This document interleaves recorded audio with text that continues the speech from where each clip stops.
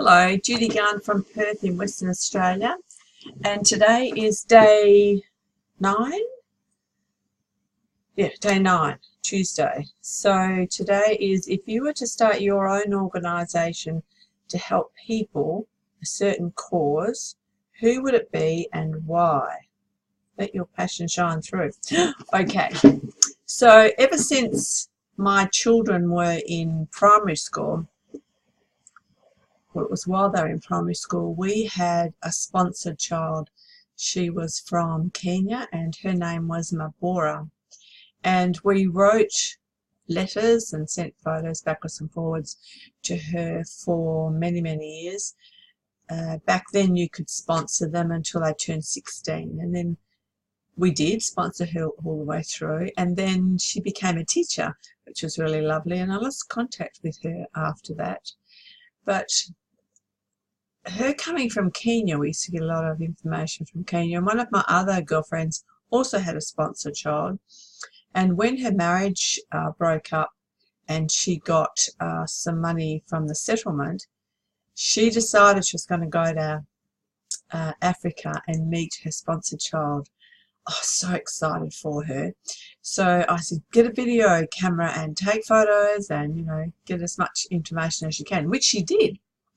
And she also went to the Maasai warriors camp, and they ran for 3 days to come to the camp where she was, and then they danced for her. And I don't know if you know anything about the Maasai warriors, but they jump really high, really high. And she had a video of her trying to jump like they were. I just fell in love with the place. It was just, I don't know, I have never forgotten that night. In things that I've written down, things I'd like to do when I have money, has always been to help and to contribute to building wells for water over there, because they, you know, they travel for miles to get water, and then they've got to carry it all the way back, and then they lose half of it.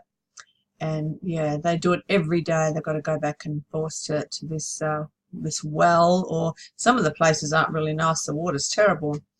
So then they started to build, some organisations started to build pumps in these wells so they can actually pump the water out. And then over the years, you'd see the pumps in, and then they would break or something would go wrong with them, and there wasn't anybody there to fix that. So lots of times they'd have a pump for a while, and then if it broke and no one was there to fix it. I just had it in my head years ago that I would love to go there and build a school, but the school would be for the people from Kenya who live there, who wanted to learn how to build and repair the pumps that go into these wells. And I thought, if they could be self-sufficient like that, you know, they could have a trade, they could look after themselves, they wouldn't have to wait for someone from another country to come and help them. So they could learn how to dig the well, learn how to find where to dig a well, to dig the well, and then put the pumps in and learn how to fix them if they break.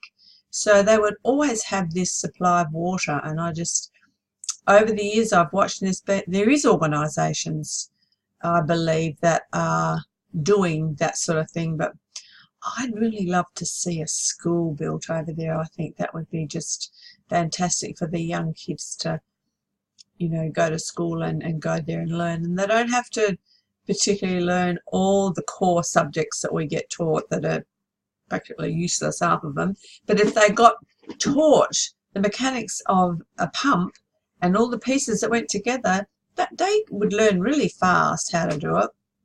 I mean, there's kids over there that are making bikes out of bamboo. I mean, they're very, very smart.